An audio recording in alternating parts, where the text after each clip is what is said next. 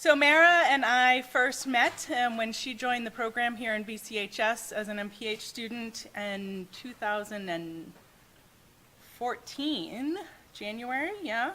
And she had come to us from working in DC and doing a lot of health communications work and health promotion work, and decided to come back to Pittsburgh, which is where she's from, to do her MPH. So we were super excited that she was able to do that. And then I got to work with her when she did her internship in India. So she did a hand washing campaign in terms of social marketing and working with women in India to explore more of the issues that are going on there. And now she is working as a program associate at the Jewish Healthcare Foundation. And so it's really exciting for me to have her back here. And I should also give her some props for that this was actually her idea, to have everyone come back and speak about the work that they're doing. So if we can give a warm round of applause and welcome.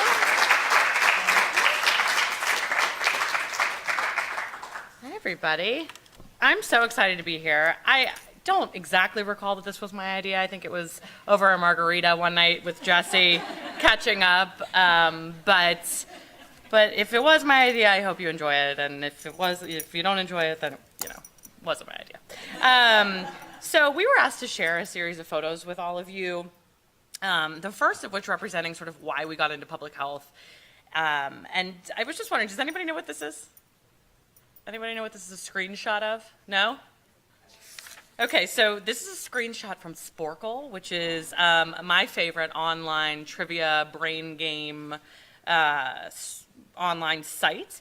And as you can see, I really like geography. And in fact, I can name all 197 countries in about 10 minutes on the computer.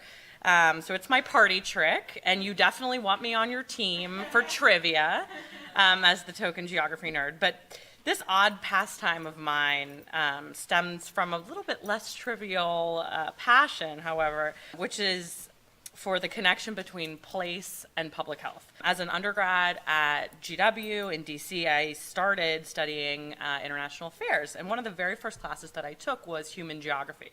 And I found myself completely hooked on what makes us healthy or unhealthy, and how where we live in the world directly affects health outcomes. So I discovered that all of this is known as public health, basically. And I thought, wow, there's a whole field dedicated to making populations of people healthier versus working on one individual at a time. So if you fast forward a few years, my road towards working in public health took me all around the world, and I pursued a passion for global health, and I studied comparative health systems during my undergrad semester abroad. And then I went to DC and did marketing and communications. And then I found myself back here where I, again, focused on health communications and went to India and did my practicum. And then that brings me here. And so I am going to tell you a little bit about what happened after I graduated from this place. Again, I'm so happy to be back. As Jesse mentioned, I'm currently a program associate at the Jewish Healthcare Foundation, or JHF. And just to give you like a little bit of background about the foundation, if you're not familiar, it consists of two operating arms. So it's the Pittsburgh Regional Health Initiative and Health Careers Futures. Pittsburgh Regional Health Initiative is mainly focused on practice transformation and quality improvement, where Health Careers Futures is focused around our fellowships and our internships, which I will plug a little bit later. And so the foundation was started about 26 years ago when the Montefiore Hospital was sold. They transferred that money into a nonprofit entity, and 26 years later, here we are still doing health promotion work, trying to make Pittsburgh a healthier place. I work primarily on our aging initiatives, and I'm really excited to share with you a little bit about our newest project that started about a year ago, and it's called Senior Connections. And it's a multifaceted program with many different areas, including exercise and recreation, technology, housing, healthcare improvement, all for seniors around senior health. So just to provide a little bit of context, over the past 20 years, we've learned a lot, and the needs of our community has really evolved as baby boomers are starting to reach and move beyond retirement age. And so it's not really a surprise that as they are reaching retirement age, that we have to change our approach to how we plan programming for these populations. So just a quick statistic, over 10,000 baby boomers are turning 65 every day, and it is, and the fastest growing demographic in the US is women over the age of 85. So I just wanted to show you the first piece of the program. This is a picture of, her name is Leah Silverman, and she is a graphic recorder. She's from Pittsburgh, she's from Moon. And this photo was taken at an event that we had in August that was around seniors and exercise and increasing physical activity and access to recreational activities. What we did was we brought together people from various different sectors, so aging organizations, recreational groups, insurers, healthcare providers, parks and recreation departments, and we really came together to try and create a comprehensive sort of vision for what this community could look like to make it more senior friendly in terms of exercise. And it was very fun. There were some folks in this room who were there, and it was a great event. It was very collaborative. We were trying to, how do you sort of do group thinking and group planning?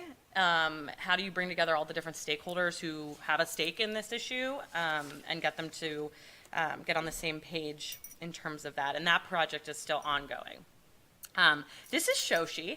Shoshi is a beta tester in our Virtual Senior Academy program. So this falls under the technology arm of Senior Connections. In May of last year, we sort of deployed a pilot program to launch the Virtual Senior Academy, which is it's a piece of software that was developed in New York City by a social services organization. And it basically is online interactive classes for seniors. It was originally developed for seniors who were homebound. When we brought it to Pittsburgh, we think that it has application outside of just those who are homebound. I think this can help seniors in the winter months when it's not so great to get outside, maybe during a temporary homebound situation like following an illness or surgery, in communal settings like senior centers, as a way to bring sort of various classes on history, exercise, health and wellness, you name it, and give them an opportunity to expand their social networks, to interact, with the goal of really lowering loneliness, lowering isolation, improving the connectedness, and then also just encouraging ongoing intellectual curiosity and learning. So that program's also ongoing. Another thing that falls under Senior Connections that is just starting right now is a program that we are trying to find out, how do we redesign primary care to be more geriatric friendly? There's a serious shortage of geriatricians to meet this burgeoning elderly population. So we really need a plan B, in my opinion. So we want to design practices, hospitals, emergency rooms to meet the needs of this aging population. So it would require, we need to understand their preferences and their unique requirements.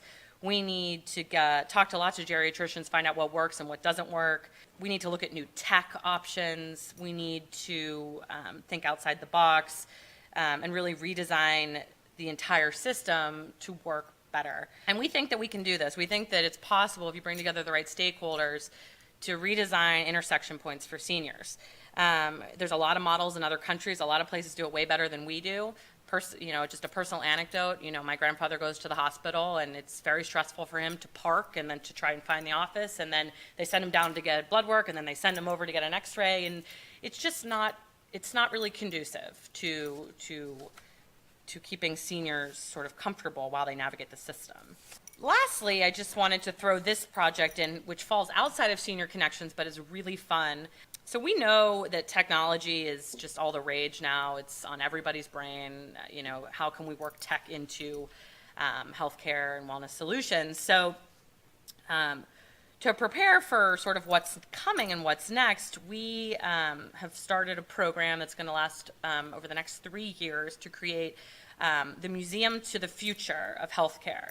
And so rather than a traditional sort of bricks and mortar museum, it's going to sort of use virtual reality so that you can put the goggles on and learn from experts and technologists and futurists and policymakers what's happening in order to inspire other people. It's sort of a look into the future without having to leave your house, and we'll be sort of partnering with CMU and some other tech sort of firms to get this off the ground.